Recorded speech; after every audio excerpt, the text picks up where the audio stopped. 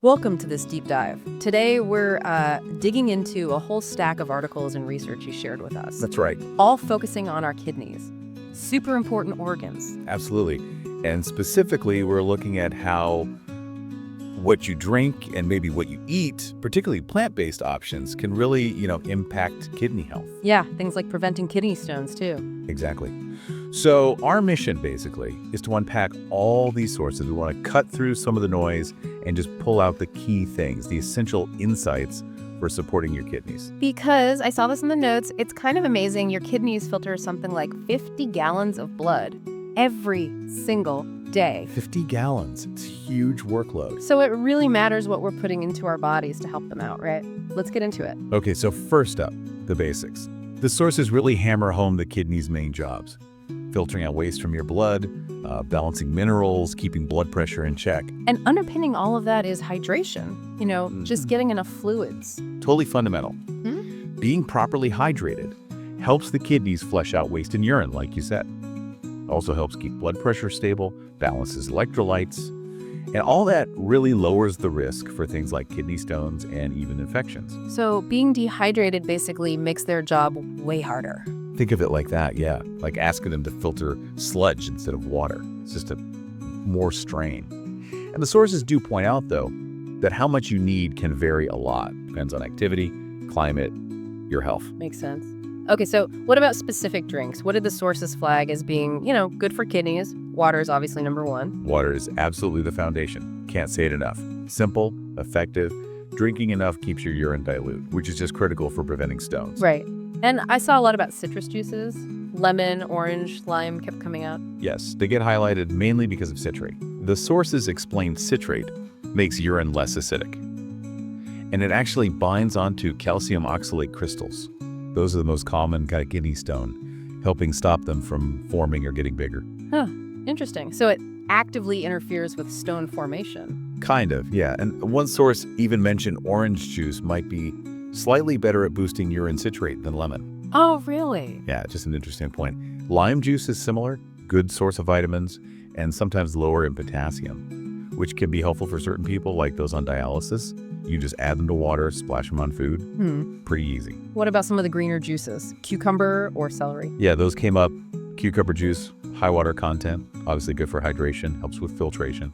It's also pretty low in minerals, which could be useful if someone needs to limit those. Yeah, celery juice. Well, some sources linked it to potentially helping with blood pressure and cholesterol. It also has a compound apigenin that might protect kidneys from damage, maybe reduce inflammation. But the human research there is a bit more limited. Still, could be a low potassium nutrient option. Got it. Any others jump out? Pineapple. Cranberry. Pineapple juice has bromelain. That was mentioned for potentially reducing inflammation, which is a real issue in chronic kidney disease. Cranberry juice mostly talked about for UTIs, urinary tract infections. The idea is its antioxidants might stop bacteria from sticking to the bladder wall. And UTIs can sometimes lead to kidney infections, right? Exactly, pyelonephritis. Yeah. So preventing the initial UTI could indirectly protect the kidneys. Big caveat, though. Use unsweetened or low-sugar versions. Sugar is definitely not kidney-friendly. Right. And there was one nuance. Source mentioned cranberry might increase the risk for some stone types while decreasing others, so it's not always straightforward. Okay. And coffee. Green tea. Heard it's okay. Seems like it, based on the study cited. Both coffee and green tea intake were linked to a lower risk of developing kidney stones. So, potentially protective. Good news for many of us. All right. On the flip side, what should we be wary of? What did the sources say to limit or avoid? Well, the big ones are the sugary drinks, sodas, fruit punch, that kind of stuff. Also diet sodas and energy drinks. Why those specifically? High sugar, obviously. But also potentially high phosphorus, sodium, caffeine, all things that can strain kidneys and up the risk for stones. Excessive alcohol is another one. It dehydrates you, puts extra load on the kidneys.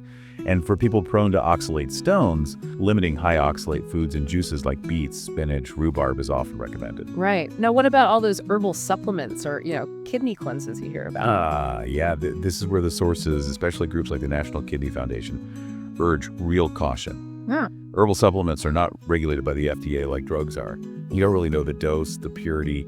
Some might even contain harmful stuff, heavy metals. And there's very little solid research showing they actually benefit kidneys, especially if you already have kidney issues. Totally. Plus, they can seriously interfere with medications. That's a huge danger.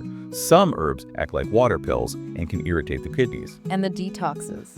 Same story, really. The sources find basically no good evidence that they remove toxins. It can actually be unsafe, might have hidden ingredients, lead to dehydration, mess up your electrolytes. Definitely not recommended, particularly for anyone with kidney problems. So the clear message is talk to your doctor, period, before trying any of that. Absolutely non-negotiable. Yeah. Tell your doctor or dietitian about anything you're taking or considering. Got it. Okay, shifting gears slightly. The sources also spent time on plant-based eating. Seems like a powerful tool. It really does. It offers this sort of dual benefit. You get all the protective stuff from plants, fiber, antioxidants, and you tend to eat less animal protein, which reduces the load, the burden on your kidneys. Oh, so? Well, plant protein usually comes packaged with fiber. Fiber is great for your gut health, which actually helps reduce certain toxins building up, and can even help your body get rid of excess potassium. Oh, interesting. I thought potassium was a concern with plant foods. It can be, and needs monitoring, especially when changing your diet. But the fiber helps manage it. Plus, the phosphorus in plants is generally less easily absorbed than phosphorus from animal sources, which again is easier on the kidneys. Plant-based diets also tend to produce less acid in the body, which can slow down kidney damage over time. So even with potassium, the overall package is beneficial. Often, yes. And there are plenty of lower potassium plant foods, apples, berries, certain veggies, grains. The key is working with a professional if you have CKD. But yeah, major kidney organizations now often recommend the plant-focused diets as a strategy. That's really powerful information. Okay, let's try and summarize the key takeaways from all these sources. Right, so number one, stay hydrated. Water is your best friend. Definitely. And certain drinks like citrus juices, maybe cucumber, pineapple, even coffee and tea show some promising links to kidney health or stone prevention based on the research discussed. Yeah, potential benefits there. On the other hand, sugary drinks, too much alcohol, and those unproven herbal supplements or detoxes definitely avoid or be extremely cautious. And embracing more whole plant-based foods looks like a really solid strategy for kidney protection. A very strong theme across the sources, offering multiple advantages. And just a reminder to everyone listening, this deep dive is based on the materials provided. It's for your information. It is not medical advice. Crucially important, if you have any kidney concerns, or any health issues really, please talk to your doctor or a registered dietitian before making any big changes to your diet or fluid intake. They're the ones who can help create a plan that's right and safe for you. Yep. So, final thought. Our kidneys do so much work behind the scenes, totally silently most of the time, thinking about everything we've just discussed. What's maybe one small informed change you could make today, perhaps in what you drink or eat, just to give them a little bit of extra support, something to think about?